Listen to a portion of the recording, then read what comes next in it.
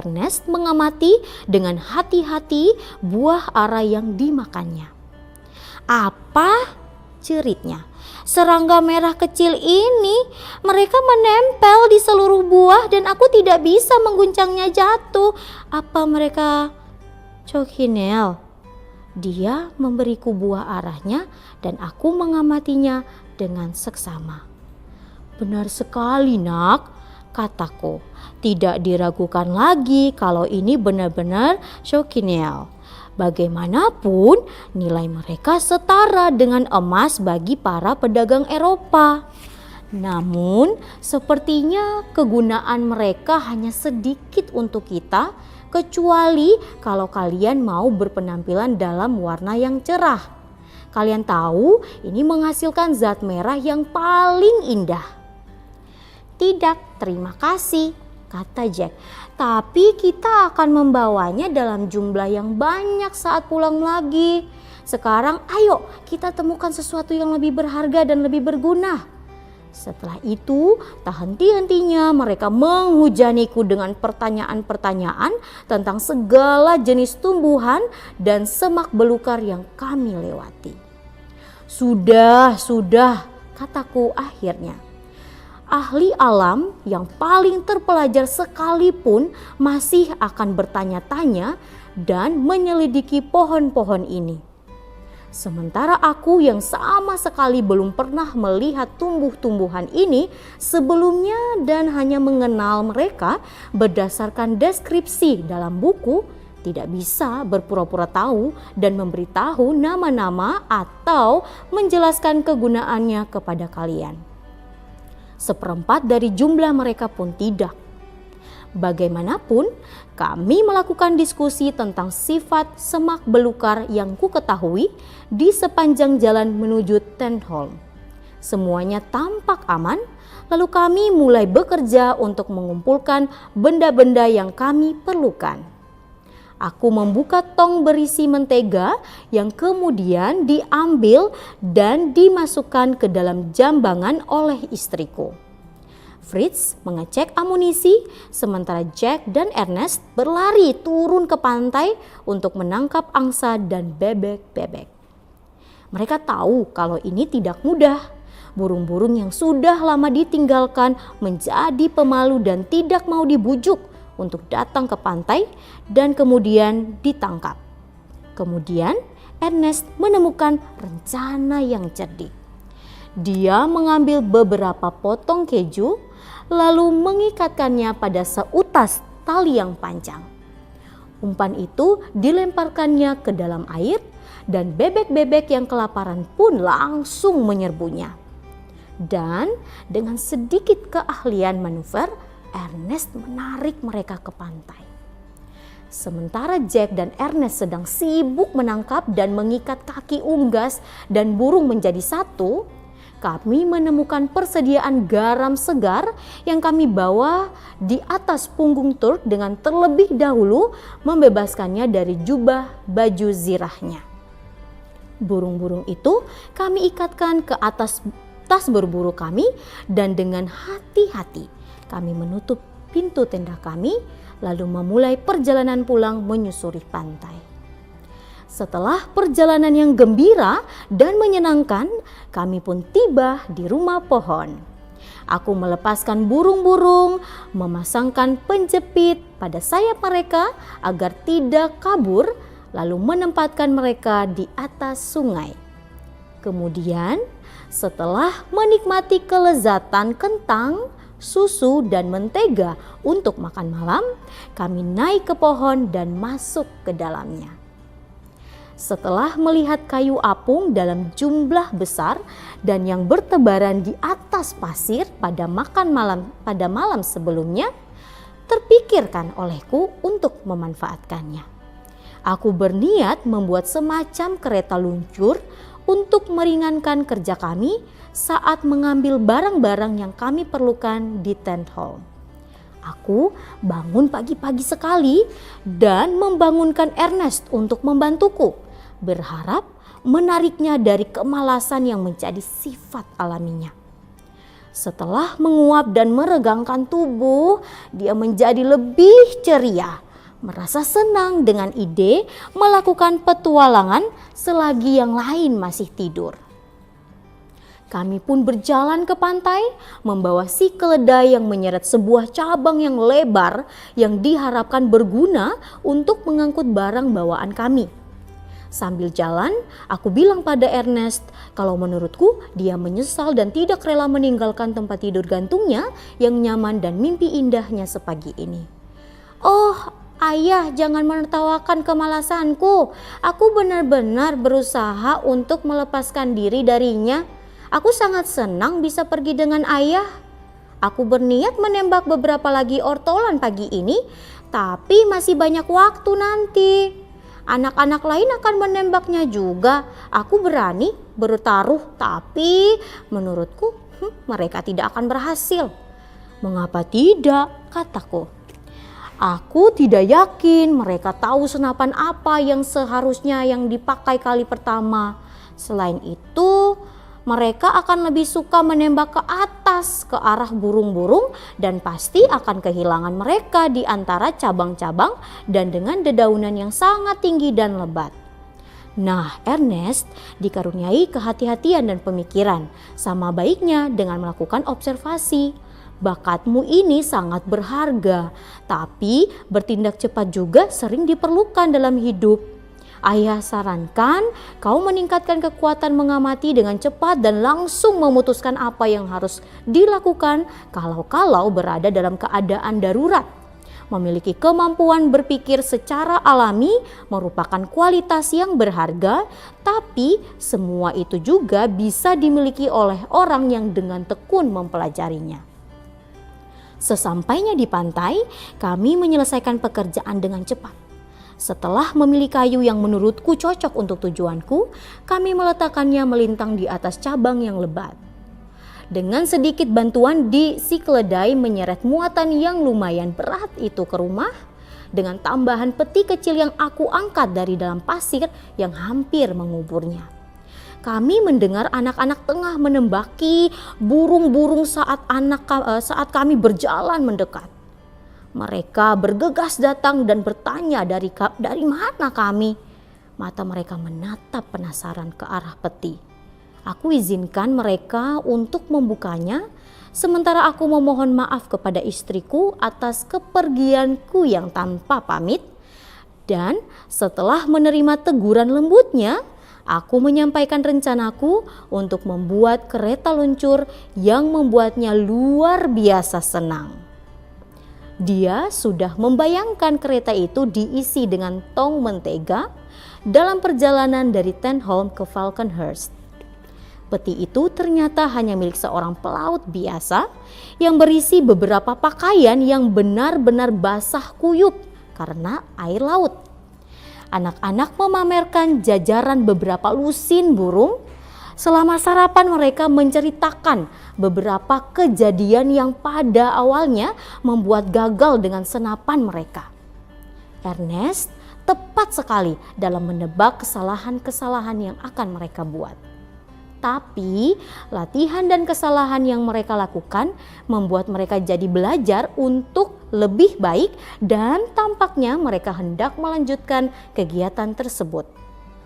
Istriku mengatakan kalau dirinya tidak sanggup memasak burung yang lebih banyak lagi dan bertanya kepadaku, apakah tidak lebih baik menghentikan mereka karena ada banyak bubuk mesiu dan peluru yang akan terbuang jika mereka terus menembak sesering ini. Aku sepenuhnya sepakat dengan pendapat istriku. Maka aku pun meminta para pemuda itu untuk menyingkirkan senjata mereka untuk saat ini.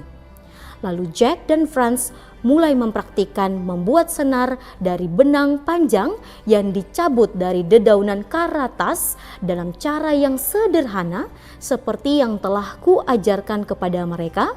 Sementara Fritz dan Ernest membantuku dalam pembuatan kereta luncur yang baru.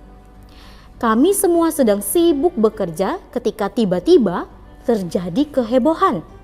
Ayam-ayam jantan berkokok menantang, ayam-ayam betina mengepak-ngepak sayapnya dan berkotek dengan liar.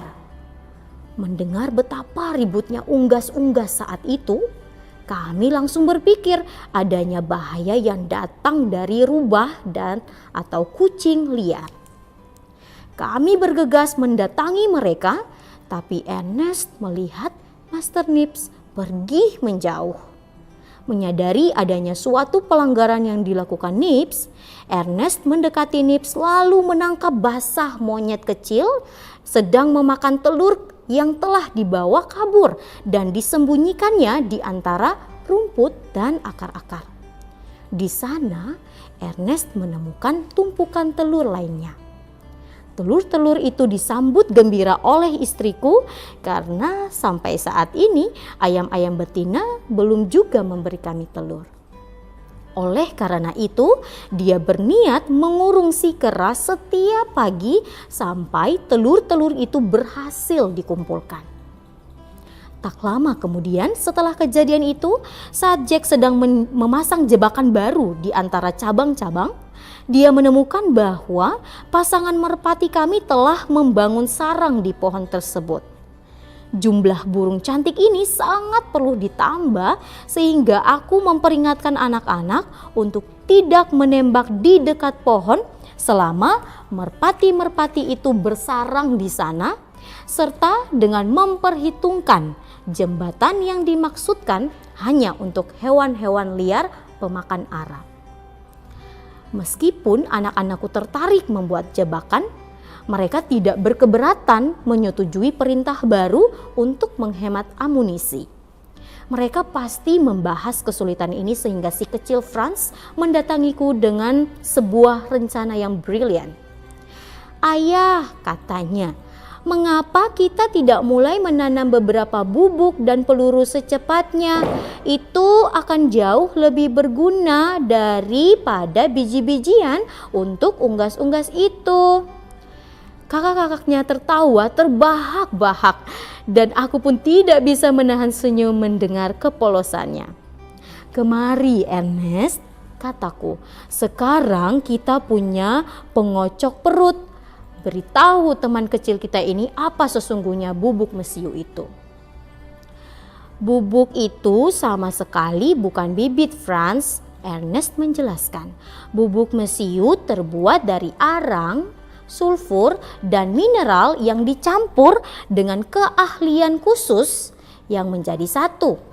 Jadi kita bisa lihat kalau bubuk ini tidak bisa ditaburkan seperti jagung.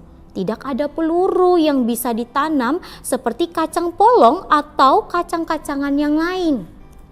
Sementara itu, aku kembali melanjutkan pekerjaan menjadi tukang kayu dan berusaha mengerjakannya dengan cepat. Untuk membuat bentuk pada kereta luncurku dengan ujungnya yang naik ke atas, aku telah memilih kayu untuk menjadi bagian dari haluan kapal dan ia melengkung sesuai dengan yang kubutuhkan. 2 buah kayu yang sama persis dipasangkan di kedua sisi kereta luncur dan aku menyatukannya dengan kuat-kuat supaya memasangkan palang pendek melintang. Kemudian saat tali kekang keledai disampirkan ke bagian depan, kereta itu telah selesai dan siap untuk digunakan. Perhatianku sebelumnya benar-benar terfokus pada pekerjaanku sehingga baru mengamati kalau sang ibu dan anak-anaknya sedang sibuk mencabuti 2 lusin burung-burung liar dan bersiap untuk membakarnya. Burung-burung itu ditusukkan pada sebuah pisau yang panjang dan runcing milik petugas kapal kami. Rasanya agak boros memasaknya sebanyak itu sekaligus. Tapi istriku menjelaskan kalau dia tidak mungkin menunggu untuk mengawetkannya menggunakan mentega yang masih berada di tong-tong di tenda lama kami yang baru akan kuambil dengan menggunakan kereta luncur. Jadi aku menyarankan untuk mengawetkannya dengan memasak burung-burung itu setengah matang untuk kemudian dimasukkan ke dalam mentega. Aku kagum pada ketangkasannya dan berjanji akan langsung mengambil tong-tong miliknya setelah makan siang. Selama kami pergi, sambil menunggu menteganya, istriku memutuskan untuk mencuci semua kain linen dan baju-baju lainnya. Dia juga menyarankanku untuk membuat bak mandi untuk nanti. Menjelang sore hari, Ernest dan aku siap untuk berangkat. Fritz memberi kami sarung yang rapi dari kulit margai untuk digantungkan di sabuk. Kami memakai tali kekang pada sapi dan keledai ke kereta luncur dan ditemani oleh Juno yang dengan ringan memulai keberangkatan, memilih jalan melewati pantai mencapai Tentholm tanpa halangan. Sesampainya di sana, kami melepaskan tali para hewan dan segera memasukkan barang-barang ke dalam kereta. Tidak hanya tong-tong mentega, tapi juga sebuah peti bubuk mesiu, 1 barel keju, dan berbagai barang lainnya, bola, peluru, peralatan, dan baju Zira Turk yang tertinggal saat kunjungan terakhir kami. Pekerjaan ini benar-benar menguras perhatian kami. Saat bersiap untuk meninggalkan kereta dan masuk ke dalam tenda untuk mencari sebuah bak mandi yang bagus, kami menemukan 2 ekor hewan telah berkelana dan hilang dari pandangan. Mereka menyeberangi jembatan untuk mencapai padang rumput lezat di seberang sungai. Aku menyuruh Ernest mencari mereka, sementara aku sendirian ke ujung teluk. Teluk ini berujung pada tebing yang curam dan terjal yang membentang ke air yang dalam dan kemudian menanjak kasar hingga membentuk dinding batu dan batu karang yang tidak bisa dilewati. Tanah berawah yang ditumbuhi rotan-rotan besar berada antara aku dan tebing-tebing ini. Aku memotong sebundel besar gelagah dan kembali pada Ernest. Membutuhkan beberapa waktu untuk menemukannya. Anak muda itu tengah terbaring terlentang dengan nyaman di atas tanah di dekat tenda dan tidur dengan dengkuran keras, sementara sapi dan keledai yang berniat untuk merumput kembali berjalan menyeberangi jembatan. "Bangun Ernest, dasar pemalas!" seruku dengan cukup menyebalkan. "Mengapa kau tidak melakukan pekerjaanmu? Lihat hewan-hewan itu, mereka akan melintasi sungai lagi." "Tak perlu khawatir ayah," balasnya dengan begitu tenang. "Aku telah memasang beberapa papan untuk menutupi jembatan. Mereka tidak akan bisa melintasi sungai itu." Aku tidak bisa menahan tawa atas muslihat cerdas yang membuatnya terhindar dari semua masalah. Pada saat yang sama, aku menyadari kalau membuang waktu berharga dengan tidur pada saat sedang melakukan tugas merupakan suatu kesalahan. Kemudian, aku memintanya pergi untuk mengumpulkan sejumlah garam yang diperlukan di rumah, sementara aku pergi mandi. Saat kembali, aku merasa jauh lebih segar. Aku kembali kehilangan Ernest. Aku bertanya-tanya, apakah dia masih mengumpulkan garam atau sudah membaringkan tubuhnya di suatu tempat untuk menyelesaikan tidur siangnya. "Ayah, ayah, aku telah menangkap ikan. Ikan ini besar sekali, ayah. Aku nyaris tidak bisa menahannya. Ia juga menyeret senar pancingnya." Aku bergegas menuju tempat Ernest dan melihat bocah itu berbaring di rumput di tanah dekat pinggir sungai dan dengan segenap tenaga menahan pancingnya. Senar pancing menegang maksimal oleh upaya kalut seekor ikan yang sangat besar yang berusaha membebaskan diri dari kait. Aku cepat-cepat mengambil pancing darinya, lalu mengendurkan senar dan menuntunnya ke air yang lebih dangkal. Ernest berlari menghampirinya dengan kapak lalu membunuhnya. Pantas saja Ernest merasa sangat berat menariknya tadi karena ikan itu adalah salmon dengan berat sekitar 7,5 kilogram. Aku merasa senang membayangkan akan membawa semacam hadiah yang berharga untuk orang-orang di rumah. "Ini bagus sekali Ernest," jeritku. "Kali ini kau telah membersihkan diri dari serangan malasmu. Ayo kita bawa salmon mewah ini ke kereta. Aku akan membersihkan dan membungkusnya sehingga ia akan sampai di sana dalam kondisi baik. Sementara kau pergi dan mandi di laut." Semua telah selesai. Kami memasangkan tali kekang pada hewan-hewan dan kereta yang penuh dengan muatan, lalu menempatkan kembali kereta itu ke atas jembatan memulai perjalanan pulang. Kami melewati pedalaman kali ini, menyusurkan kereta di perbatasan semak belukar berumput. Tiba-tiba Juno meninggalkan kami dan terjun ke dalam semak-semak dengan gonggongan ganas yang memburu. Tepat di depan kami tampak makhluk dengan wujud paling aneh yang tidak pernah kulihat. Hewan itu melakukan lompatan dan terbang dengan indah. Kemudian dengan postur duduk mendarat ke tanah dengan mengagumkan. Aku berusaha menembaknya saat ia lewat, tetapi meleset. Ernest yang berada di belakangku mengamati dengan gerakan sangat tenang dan melihat anjing kami yang kebingungan. Hewan itu berhenti dan meringuk di antara rerumputan. Ernest mendekat dengan hati-hati lalu menembaknya di tempat ia meringkuk. Hewan itu tertembak mati. Penampilan yang tidak biasa dari makhluk itu sangat mengejutkan. Ia sebesar domba dengan bentuk kepala seperti tikus. Kulitnya juga sewarna dengan kulit tikus. Ia memiliki telinga yang panjang seperti kelinci dan ekor seperti macan. Kaki depannya mirip dengan kaki tupai, tapi tampak hanya setengah tumbuh, sementara kaki belakangnya sangat besar dan sangat panjang sehingga pada saat berdiri tegak, ia terlihat seolah-olah dipasang di atas panggung. Untuk beberapa saat kami berdiam dan bertanya-tanya mengenai makhluk ajaib ini di depan kami. Aku tidak ingat pernah melihat atau mendengar makhluk sejenis ini sebelumnya. "Nah, Ayah," kata Ernest akhirnya, "aku harus mengatakan kalau ini hewan paling aneh yang dapat ditemui di mana saja. Aku senang bisa menaklukkannya.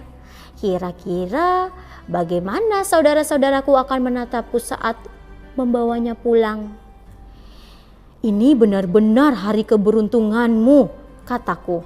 "Tapi aku tidak bisa memikirkan hewan apa itu. Ayo, kita periksa giginya dan lihat dari kelas mamalia mana hewan ini. Itu mungkin akan memberi kita petunjuk untuk menebak namanya." "Aku melihat 4 gigi seri yang tajam, Ayah. 2 di atas dan 2 di bawah, sama seperti gigi tupai." "Ah, jadi ia hewan pengerat. Hewan pengerat apa saja yang kau ingat, Ernest?" "Aku tidak tahu semuanya, tapi ada tikus, marmot, tupai, kelinci, berang-berang, jerboa." "Jerboa," seruku. "Jerboa. Sekarang kita akan mendapatkan namanya." Hewan ini sangat mirip dengan jerboa, hanya saja jauh lebih besar. Ini pasti kanguru, salah satu kelas hewan yang memiliki kantong atau tas di tubuhnya, tempat anaknya berlindung. Mereka ditemukan di Belanda Baru oleh Kapten Cook yang hebat, dan aku memberimu selamat karena telah menjadi orang pertama yang menemukan spesimen ini di Swiss Baru. Aku menambahkan tertawa saat menyebutkan namanya dengan tiba-tiba. Kanguru itu telah ditambahkan kemuatan di atas kereta dan kami berjalan lagi dengan pelan. Kami tiba di Falconhurst menjelang malam dengan sambutan ceria seperti biasa. Dengan sangat bersemangat dan rasa ingin tahu, pandangan mereka berpaling ke kereta pada muatan yang menumpuk di atasnya yang melampaui harapan. Sementara itu, kami juga menatap dengan keterkejutan yang sama pada perlengkapan luar biasa yang dipakai oleh saudara-saudara muda kami yang datang menghampiri. Satu dari mereka memakai baju tidur panjang dengan sabuk yang terpasang nyaman di depan, tetapi menjuntai di belakang dalam gaya hantu ortodoks. Yang lainnya memakai celana yang sangat lebar tetapi sangat pendek, sehingga memperlihatkan kakinya yang tampak seperti genta di dalam bel. Yang ketiga, terkurung dalam jaket berkancing yang menjuntai turun sampai ke pergelangan kaki, terlihat seperti koper berjalan. Di tengah-tengah canda dan tawa, istriku menjelaskan kalau dia telah mencuci sepanjang hari dan sambil menunggu baju-baju mereka mengering, anak-anak bersenang-senang dengan menggunakan benda-benda yang mereka temukan ketika menggeledah peti pelaut, kemudian memakainya. Ernest dan aku bisa melihat sebuah penyamaran. Tentu saja penampilan mereka membuat kami terhibur, tapi kami menyesali betapa sedikitnya bawaan yang bisa diselamatkan dari kapal. Akibatnya, anak-anak hampir tidak memiliki baju ganti dari linen. Kemudian, perhatian beralih pada hasil perolehan kami. Dengan semangat menggebu, kami memamerkan setiap perolehan satu persatu. Si salmon raksasa dan terutama si kanguru mengejutkan dan membuat senang semua orang. Hanya Fritz yang menampakkan ekspresi ketidakpuasan dan aku melihat kalau dia iri pada keberhasilan adiknya. Jengkel karena hadiah mulia itu telah jatuh oleh senapan Ernest, bukannya senapan miliknya, dia menganggap enteng penemuan ini. Tapi aku bisa melihat kalau dia berjuang melawan rasa irinya. Dan setelah beberapa lama dia berhasil mengembalikan selera humornya yang baik dan bergabung dengan senang hati dalam percakapan. Ayah benar-benar telah mendapatkan hari olahraga yang baik sekali, katanya mendekatiku. Pada petualangan selanjutnya giliranku untuk ikut ya kan ayah? Karena di sini tidak ada apa-apa untuk ditembak dan itu membosankan sekali. Tapi kau sudah melakukan tugasmu dengan baik. Anakku sayang, kau dipercaya untuk menjaga keluargamu dan seorang pemuda yang jantan tidak akan menggantungkan kebahagiaannya pada kegembiraannya belaka. Saat bayang-bayang malam mendekat, kami bergegas membereskan pekerjaan hari ini sambil menyiapkan kanguru, sebagian untuk dimakan saat ini dan sebagian untuk diasinkan. Hewan-hewan diberi makan dan garam disisihkan dalam jumlah banyak untuk mereka. Makan malam dengan menu salmon panggang dan kentang kami santap dengan lahap.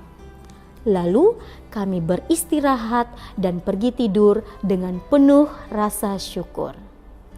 Terima kasih.